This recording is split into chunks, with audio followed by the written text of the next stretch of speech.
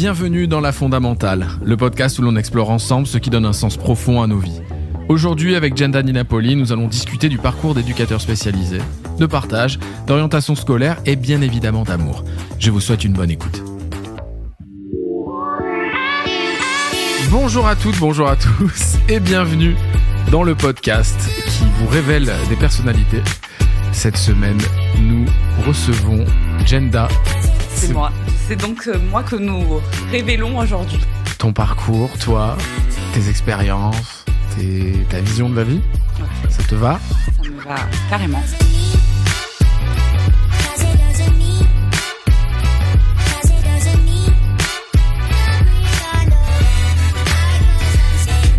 Est-ce que tu peux nous en dire un peu plus sur toi, Jenda ?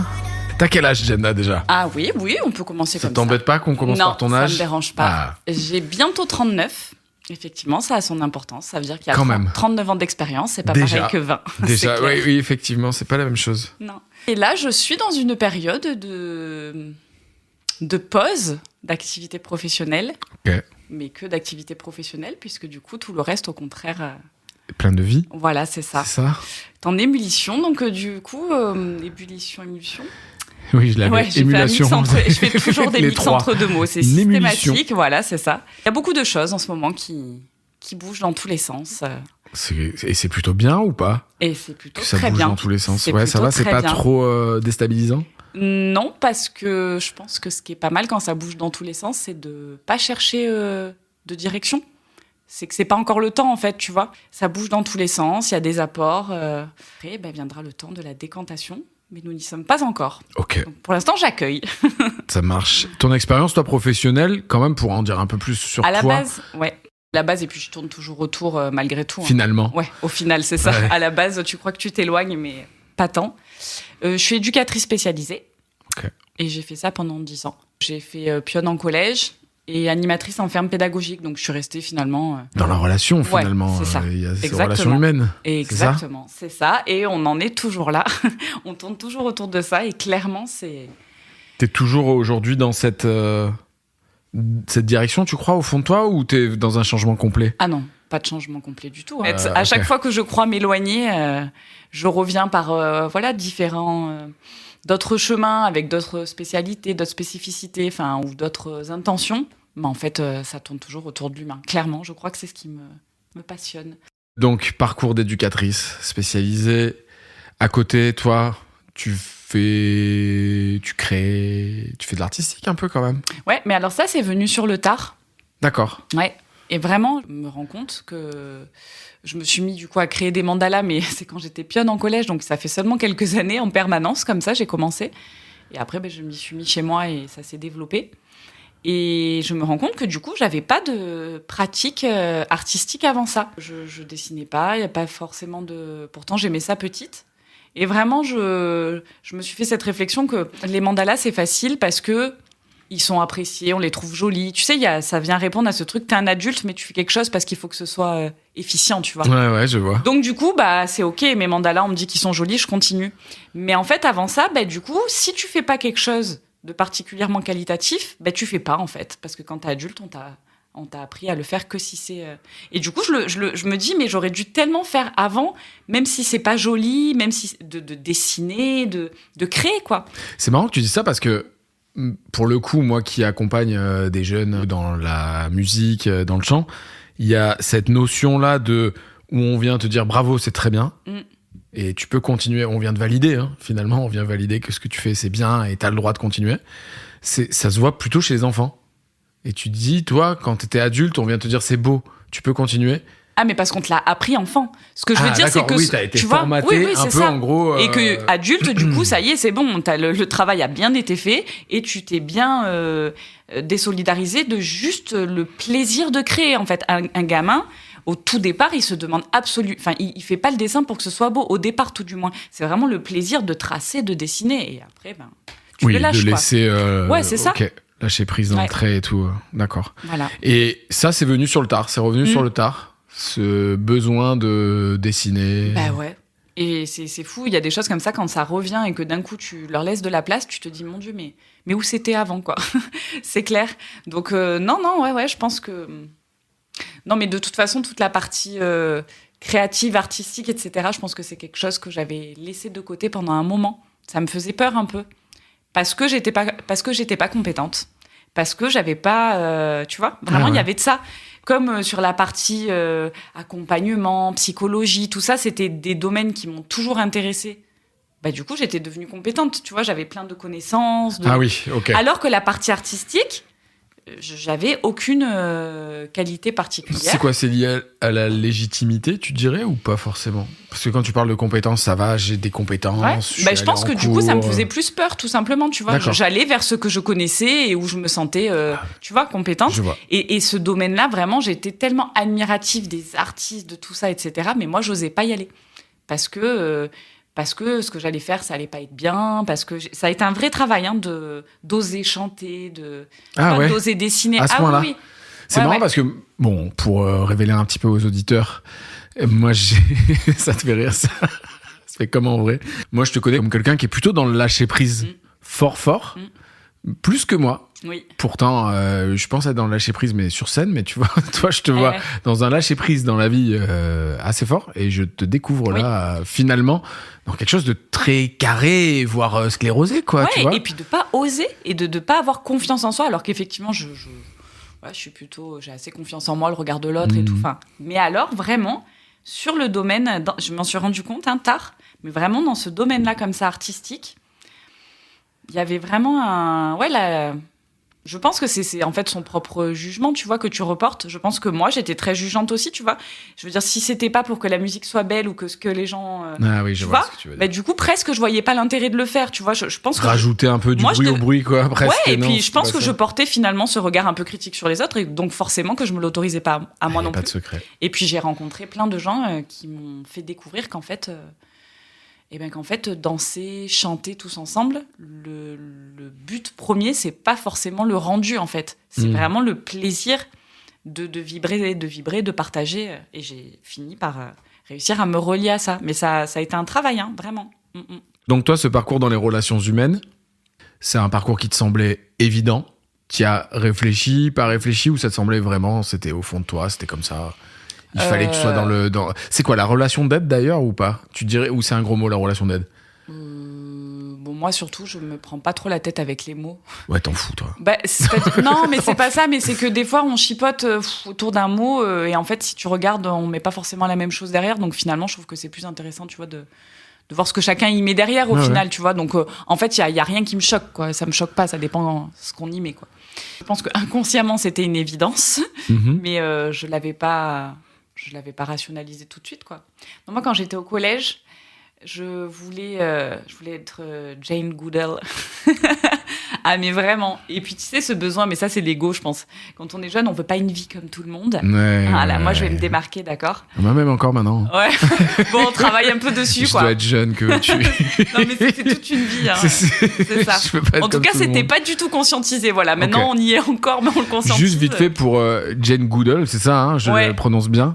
Tu peux nous expliquer? Alors, elle, c'était les chimpanzés, si je ne m'abuse. C'est Gorille dans la brume? C'est elle? C'est elle. C'est ça, hein, le film? C'est ça, tout à fait. C'est sa biographie, ouais. Les jeunes n'auront pas la ref, mais... ouais, c'est ça. Mais il a bien vieilli. Je l'ai revu il y a pas si longtemps. Il y a le roman, sinon, mais qui est beaucoup plus fastidieux, où là, c'est Dallas, quoi. Elle te répertorie tous les singes. C'est un bordel. Faut faire un arbre généalogique et tout, quoi. Et donc, du coup, collège, je me rappelle que vraiment, je voulais partir vivre pour...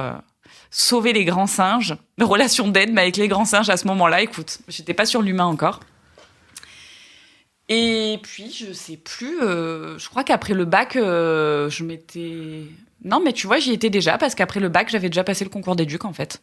Donc, assez direct, vite. Ça a été immédiat, quoi. Ouais, et puis en plus, j'ai été prise directe. Donc, en fait, je suis rentrée à l'école d'éduc, j'avais 17 ans, j'étais super jeune, en fait. Donc, si ça, jeune. Ouais, ça s'est fait assez tôt. Je me rappelle quand j'étais, puisque finalement, je suis éduc aussi. Salut. Quand même, l'âge moyen était plus 23, 24. Mais j'étais un bébé, moi.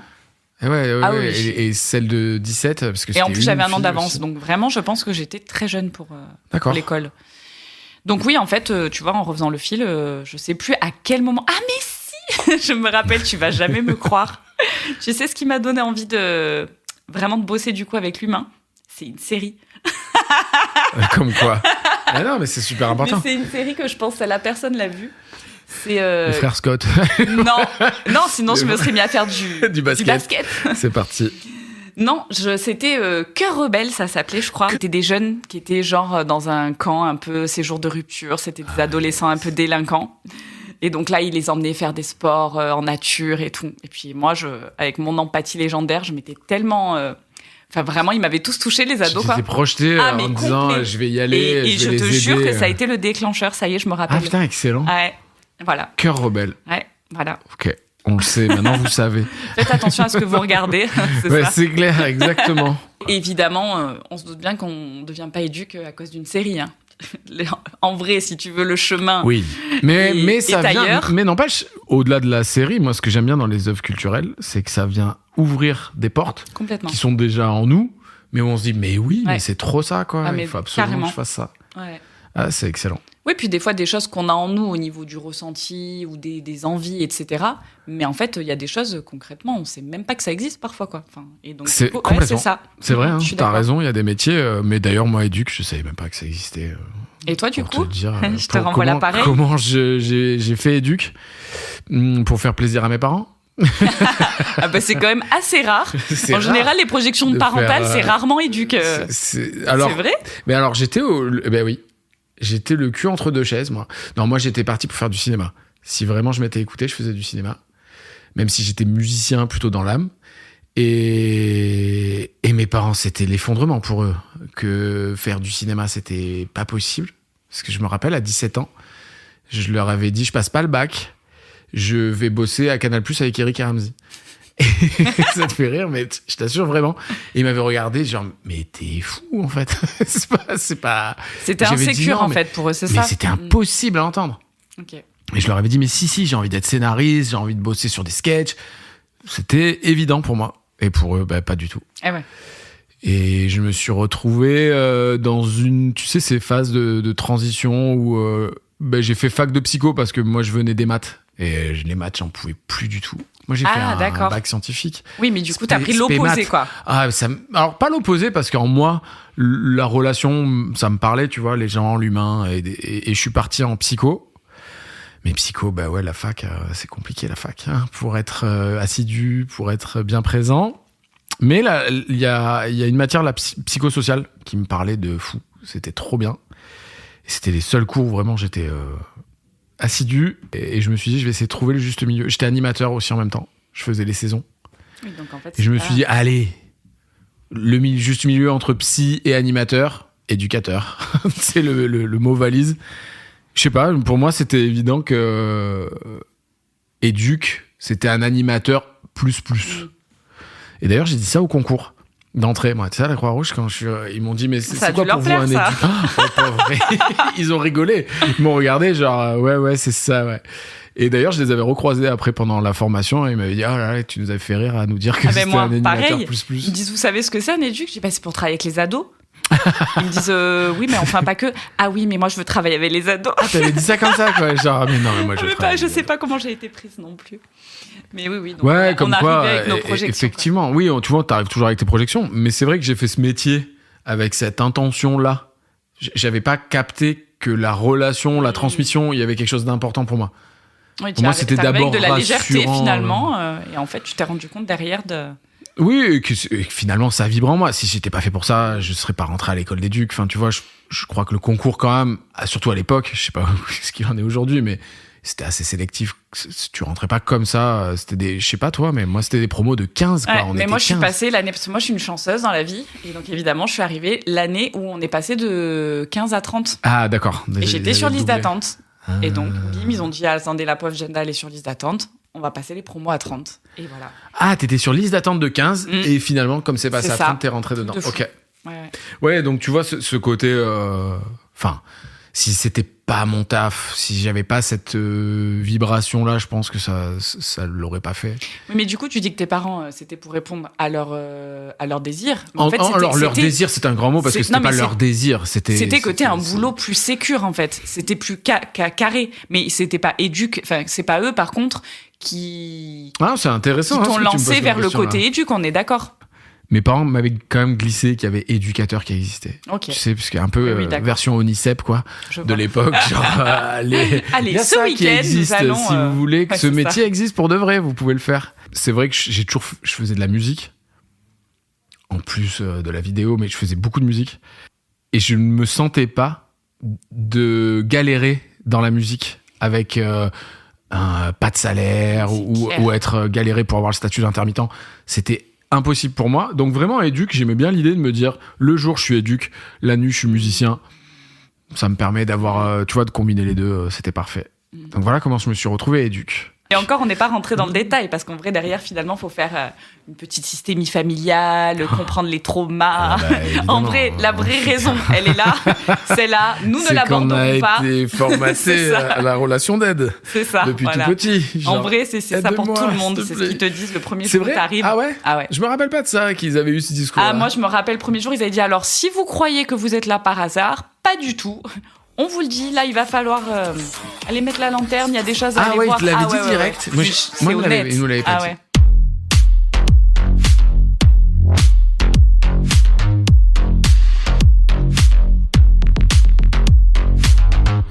Donc, tu as ce parcours d'éduc. Aujourd'hui, tu dis que tu aimerais bien continuer un petit peu là-dedans ou pas forcément. Alors, moi, je Que fonctionne. dit l'ONICEP Que dit Je refais l'ONICEP. la blague. Ouais, c'est ça. Que dit le magazine étudiant Eh ben, alors moi déjà, mon ONICEP à moi, il dit, c'est mon nouveau credo, là où est ta joie, c'est là qu'est ta voix. Oh, c'est beau. Je l'aime beaucoup cette phrase. C'est beau. Je fonctionne pas mal en phrases, en mots.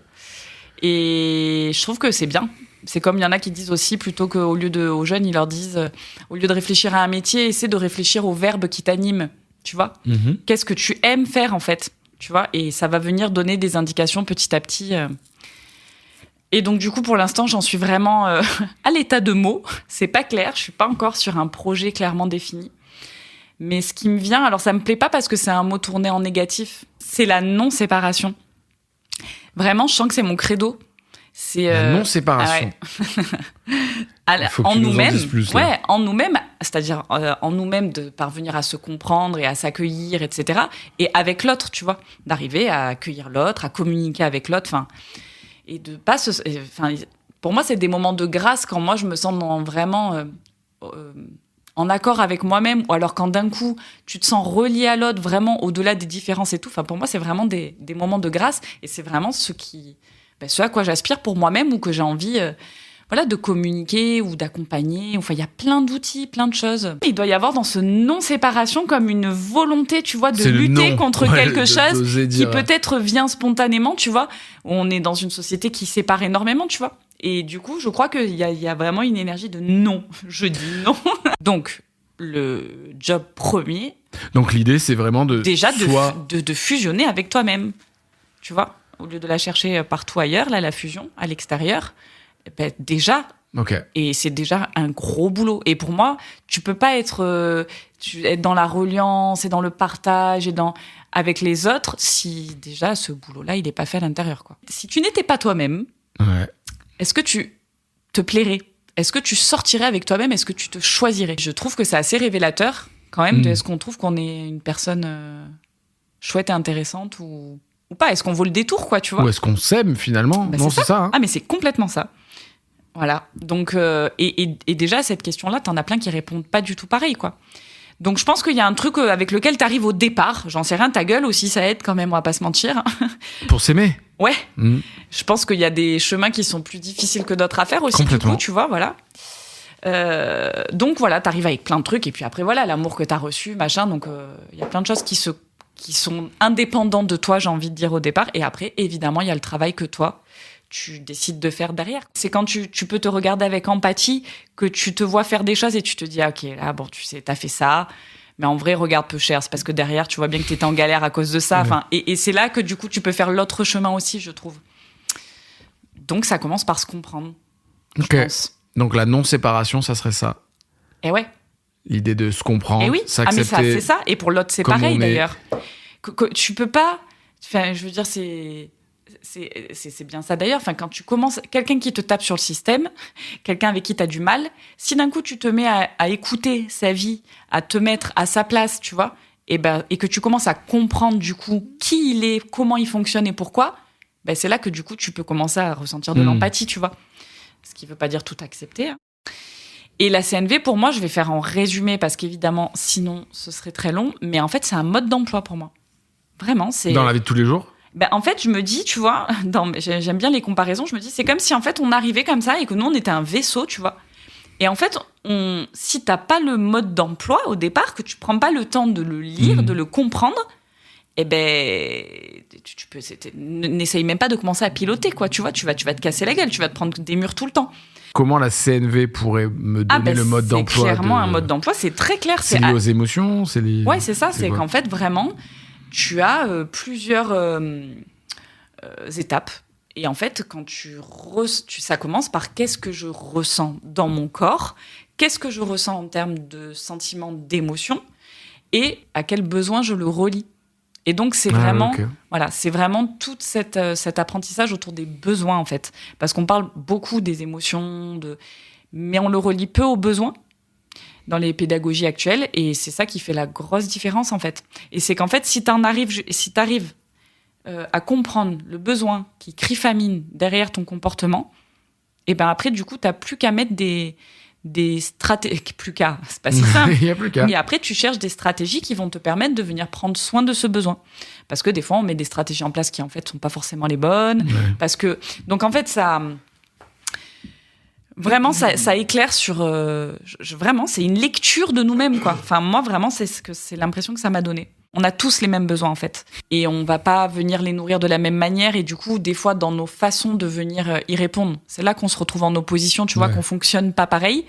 Mais si on se relie de besoin à besoin, ben là aussi, ça apporte de l'empathie, je trouve, en fait. Parce qu'en fait, on est tous dans la même galère, en fait, tu vois. Finalement, c'est de se rendre compte qu'on est tous en galère. C'est ça. Dans les ateliers, c'est ce qui émerge ? Ben, y a un exercice comme ça que j'aime bien faire et vraiment qui permet de faire le distinguo entre les besoins et les stratégies. Et là, d'un coup, et de te rendre compte qu'en fait, on a tous les mêmes besoins. Donc, par exemple, si toi, je te dis, dis-moi une activité que tu fais, une activité que t'aimes faire. Que j'aime faire, jouer de la musique. Ok. Quand tu joues de la musique, quel besoin tu viens nourrir ? Il y en a deux qui me viennent là. Le besoin de l'ego. Nourrir l'ego. Alors ça, ce n'est pas un besoin. Alors voilà, c'est ce que je me demandais. C'est pas un besoin, ça ? Alors, le besoin d'amour. Est-ce que si alors, on d'amour, dit comme c'est un peu ça... large, mais tu peux avoir le besoin de reconnaissance. De reconnaissance, voilà, de réassurance, voilà. Donc, besoin de reconnaissance et besoin de créativité. Okay. Ça, c'est un besoin, ça ? Oui, carrément. C'est un gros besoin, d'ailleurs, qu'on exploite peu dans notre société. Ah, voilà, c'est ça. Ah, bah ouais, carrément. Donc, j'ai un truc que j'ai envie de te répondre sur la reconnaissance, mais ce sera après. Je vais poursuivre l'exercice avant. Du coup, tu me dis la créativité. Ouais. Bon, ben, moi, alors, ma question, c'est est-ce que moi, je fais de la musique ? Non. La musique, c'est pas quelque chose que je fais. Par contre, est-ce que mon besoin de créativité, je le nourris ? Ah oui, moi, mon besoin de créativité, je le nourris. Et je le nourris, par exemple, en faisant des mandalas. D'accord ? Donc ça, c'est la stratégie. OK. Et là, je vais continuer l'exercice. Je me dis, alors, quand je fais des mandalas, quel besoin je viens nourrir ? Alors, moi, je viens nourrir un besoin de détente. OK. Est-ce que toi, tu fais des mandalas ? Non. Ou est-ce que tu dessines ? Je dessine, ouais. Tu dessines. Bon, donc on a quand même la même stratégie. Mais moi, du coup, c'est de la détente. Toi, pour te détendre, tu fais quoi ? Moi, pour me détendre, je marche. Voilà. Donc, en fait, là, on n'est que deux. Mais ça, c'est un exercice que tu fais en groupe. Et en fait, petit à petit, on va se rendre compte qu'en fait, on vient tous répondre aux mêmes besoins, mais pas avec les mêmes stratégies. Et juste à l'heure, quand tu disais le besoin de reconnaissance, moi, il y a vraiment un truc que j'aime énormément en CNV. C'est... je trouve que... c'est un de mes mots-clés aussi, ça vient vraiment te faire travailler ta souveraineté. Alors, c'est un mot piège, il y a deux mots derrière, en fait, je triche. Dans souveraineté, il y en a deux. Ouais, c'est ça. Ouais. Non, la souveraineté, c'est être libre et responsable. C'est qu'en fait, les deux vont ensemble, en fait. La liberté et la responsabilité sont deux choses qui vont ensemble, et c'est là que tu deviens souverain. Et je trouve que la CNV, c'est ça. J'aime bien. Ouais, c'est très sympa. J'aime beaucoup le concept. J'avais jamais entendu parler, mais j'aime beaucoup. Ouais. Ça fait partie de mes mots. Parce que je trouve qu'on prône beaucoup la liberté en ce moment et on s'en fout, on n'a qu'une vie. Enfin, tu sais, avec ce discours-là. Et finalement, l'idée de responsabilité, ça me parle carrément. Oui. Parce que j'arrivais pas à trouver de mots à mettre aux gens en plus Tu vois, Ah, en disant, mais oui, mais c'est bien, effectivement, déculpabilise, fais comme tu le sens, mais derrière, on est responsable aussi. C'est ça. Quoi. Ok. Et si tout le monde, moi je me suis toujours dit, mais si tout le monde était très responsable, alors de se prendre en considération, mais de prendre les autres en considération aussi, ben, il n'y aurait pas besoin de flics, de règles, Eh oui. dans un monde utopiste, tu vois. Alors, je trouve que la CNV, souvent, ça vient mettre en lumière aussi que dans nos stratégies, on cherche à nourrir nos besoins grâce à l'autre. D'un coup, on t'apprend à prendre soin tout seul comme un grand de tes besoins, déjà de les identifier, hein, donc on a bien expliqué, et ensuite tu apprends à les nourrir tout seul. Alors parfois, évidemment, nous sommes des êtres sociaux, ça passe par les autres, mais il y a plein de fois où en fait, si on prend un peu de recul, le besoin de reconnaissance, d'un coup tu te dis, ah ouais, mais est-ce que je me l'apporte moi, la reconnaissance?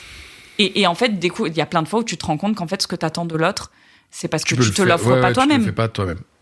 Donc voilà, ça aussi, je trouve que c'est... Enfin, mais il y a énormément de pépites, selon moi, dans la CNV. Ça a l'air assez bluffant. Ouais, vraiment. Et puis j'invite tout le monde. Après, vraiment, moi, mon envie, tu vois, c'est de faire des ateliers. Moi, je dis pour goûter à la CNV, un peu comme on fait là, tu vois. On y goûte, je vous donne un peu envie. Tiens, regarde, t'as vu, ça a l'air sympa. Mais après, j'invite vraiment tout le monde à aller se former. Vraiment, pour soi-même, c'est un beau cadeau.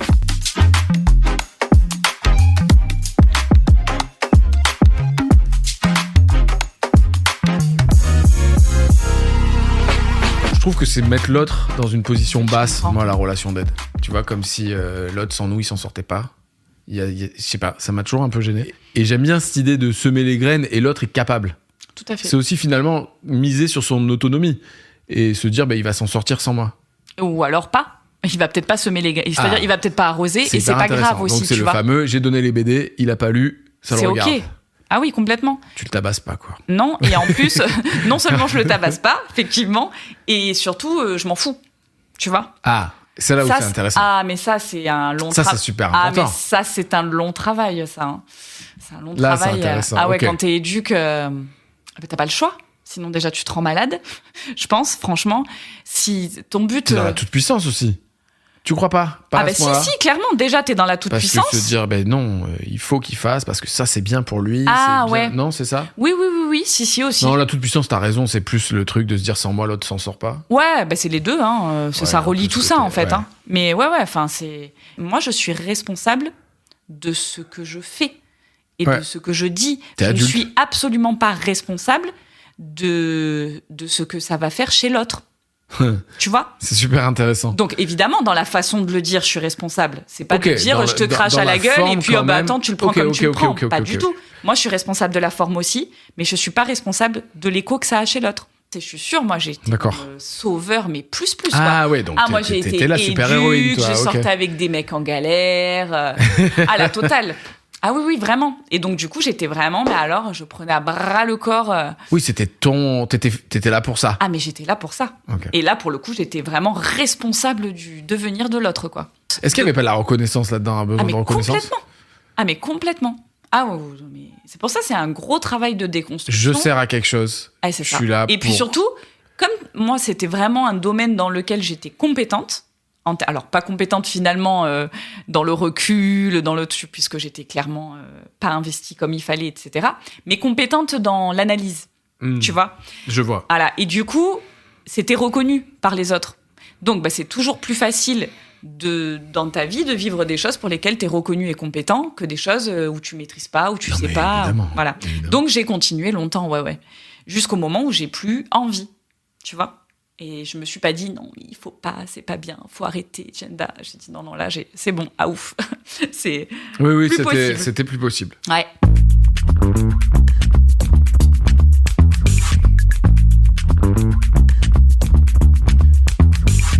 Cette histoire de responsable, c'est super dur d'être responsable. Tu sais, on nous reproche tout le temps, là, oh là là, mais t'es tout le temps en quête de fusion, mais tu sais pas être seul, mais tu vois, c'est quelque chose... En fait, je trouve qu'on est dans des injonctions complètement paradoxales, c'est-à-dire qu'à la fois, on nous dit, mais oui, mais la fusion, c'est génial, t'as qu'à regarder le nombre de comédies romantiques, de machin et tout, on te dit, mais tu vois, et en même temps, on te dit, ah, mais t'es un dépendant affectif, oui, je vois, c'est insupportable. Je vois ce que tu veux dire. Tu vois? Oui, il y a cette injonction paradoxale. Et du coup, je suis là et je me dis, mais on fait quoi au milieu de tout ça? Et donc, la dernière fois, vraiment, je me disais, mais en fait, c'est ce qu'on a vécu au début, quoi. En fait, toutes nos premières années, on est dans une fusion totale, légitime, puisque tu n'es même pas en capacité de savoir ce dont tu as besoin. Donc, évidemment, tu es dépendant. Mais du coup, toutes les premières années de ta vie, tu es super dépendant. C'est génial. T'as même pas besoin de faire quoi que ce soit, qu'on devance tes besoins. Non, ouais, on te met la cuillère dans la bouche alors que t'as même pas demandé presque. Et en fait, c'est un sacré travail de déconstruire tout ça derrière, quoi. C'est le travail d'une vie, en fait. Mais sauf qu'on nous le dit pas. Tu vois, enfin, je trouve que c'est insuffisamment explicité de nous dire, écoute, franchement, tu vas galérer parce qu'en fait, t'as commencé comme ça, et ça, là, eh ben, c'était génial, mais ça, c'est fini, en fait. Mais est-ce que toi, ça, tu le prends en compte en tant que maman, dans l'éducation que tu fais de ton fils ? Est-ce que c'est quelque chose où tu te dis, oui, il a connu ça, mais il faut que dès maintenant, je lui donne les armes pour se dire, ok, mon grand, là, ça sera plus ça après ? Ou est-ce qu'on reste un peu, tu vois ? Est-ce qu'on a tendance à le maintenir, ça ? Comment on permet ? En tout cas, je crois qu'on le laisse se casser la gueule. D'accord. Moi, je suis clairement pour l'apprentissage par l'erreur. Et je veux dire, à un moment donné, ce qui te met face à tes responsabilités, c'est les choix que tu fais, en fait. Donc, en fait, c'est de laisser faire. Je trouve, en tout cas, à la génération qui arrive, c'est de... Enfin, moi, en tout cas, avec mon fils, c'est quand je vois qu'il prend une décision où je sais qu'il va aller se casser la gueule, mais c'est de le laisser aller se casser la gueule. Tu viens pas comme les parents qui disent « Ah non, mais là, c'est n'importe quoi, tu vas faire n'importe quoi. » Toute mesure gardée, évidemment. Il y a une notion de danger. Mais, oui, dans le danger, mais sinon, tu laisses faire. Mais sinon, si c'est jamais toi qui décides, et si c'est jamais toi qui te trompes, mais tu développes pas du tout ton sens des responsabilités, tu vois ce que je veux dire ? Complètement. Donc, je pense que ça passe par ça. Quoi, sinon, c'est l'autre qui est responsable de est-ce que tu prends la bonne trajectoire ou pas, en fait. De la même manière, cesse de rendre l'autre responsable aussi de ce que tu vis. Tu vois ? Et il y a vraiment ce truc de reprendre... Je suis complètement d'accord avec ça. Tu vois, ta responsabilité de tout ça, d'arrêter c'est toi, quoi. Mais c'est ça. C'est ta manière de vivre le truc ou c'est toi qui es responsable de ta manière Exactement. L'extérieur n'est qu'un déclencheur. Il n'est jamais responsable. Il est déclencheur, effectivement, mais après, la suite, c'est toi qui en es responsable, tu vois. Et vraiment, en fait, je trouve que à la fois, ça peut faire peur quand on dit ça. T'es là, oh mon Dieu, mais ça veut dire que je suis responsable de toute ma vie, en fait. C'est moi le responsable, mais quelle pression. Et en fait, moi, à contrario, je trouve que ça vient soulager de ouf. Parce qu'en fait, dans la vie, la seule chose sur laquelle tu as réellement du pouvoir, c'est sur toi-même. Je veux dire, le reste, t'as pas la main mise, en fait, tu vois. Complètement. Et du coup, tu te dis, en fait, si la seule chose sur laquelle j'ai du pouvoir, c'est moi-même, et qu'en fait, c'est la seule personne responsable de ma vie, de me sentir bien, de prendre les bonnes décisions pour moi-même, finalement, c'est moi, en fait, j'ai une sacrée liberté, en fait. Je suis libre de ce que je vis, finalement.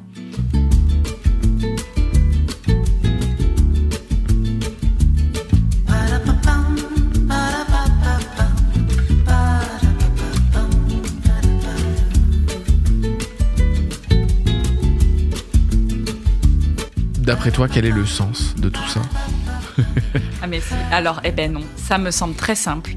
Je fais parce que genre, à chaque fois on est là, la grosse question de dingue. Et en fait, je crois que ça fait un moment en tout cas que j'ai trouvé ma réponse, qui est très simple. C'est l'amour. Ça semble, on dirait, ça fait très hippie. J'ai failli chanter. Fait très hippie. J'avoue, j'ai failli chanter. C'est tellement beau. C'est ça. L'amour, c'est trop bispo. Ouais, je comprends. Ça fait cette sensation effectivement comme ça de prime abord, mais en fait vraiment, à force de tout retourner dans tous les sens, tu vois, je me dis putain, mais si on arrive. C'est évident. Mais en fait, je me dis, enfin moi en tout cas, mon but dans la vie, le mien. Et parce que c'est déjà pas mal si je trouve le sens de ma propre vie. Oui, avant de trouver la fameuse responsabilité. Le sens de la vie tu de es responsable tout le monde, de la tienne. C'est très bien, t'as bien raison. Et vraiment, je me dis, mais moi, si j'arrive à traverser cette vie en étant au maximum dans l'amour envers moi-même et envers les autres, et encore une fois, attention, être dans l'amour, ça ne veut pas dire être toujours gentil. Faire l'amour.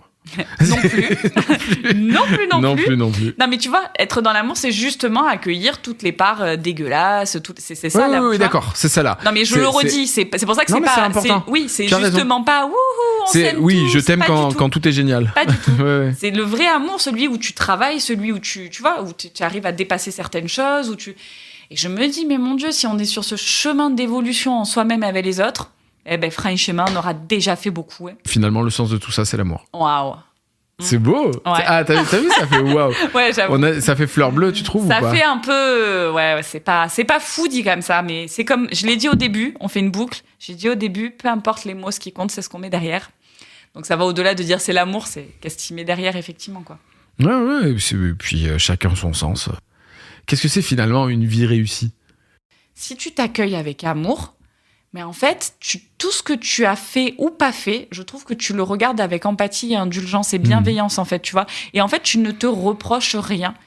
Et du coup, je crois que c'est une vie plutôt réussie, que je me dis, mon Dieu, si on a réussi à être sa meilleure compagnie, c'est déjà pas mal.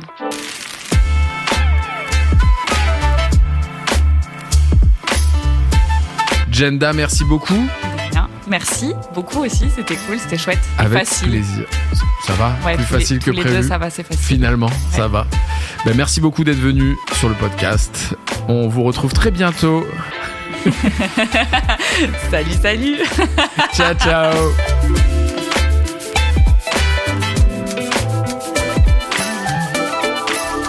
Merci d'avoir écouté La Fondamentale. J'espère que cet épisode vous a inspiré, qu'il vous a offert de nouvelles réflexions sur le sens de votre vie. N'oubliez pas, chacun de nous a une fondamentale unique à apporter à la grande symphonie de l'existence. Si vous avez aimé cet épisode, les classiques, abonnez-vous, laissez-nous un commentaire et partagez-le avec vos proches. Un petit 5 étoiles est aussi le bienvenu pour nourrir l'algorithme. Je serai ravi d'avoir vos retours et vos propres visions sur la vie. En attendant le prochain épisode, prenez soin de vous et continuez à chercher ce qui vous anime. À très bientôt pour faire résonner la fondamentale.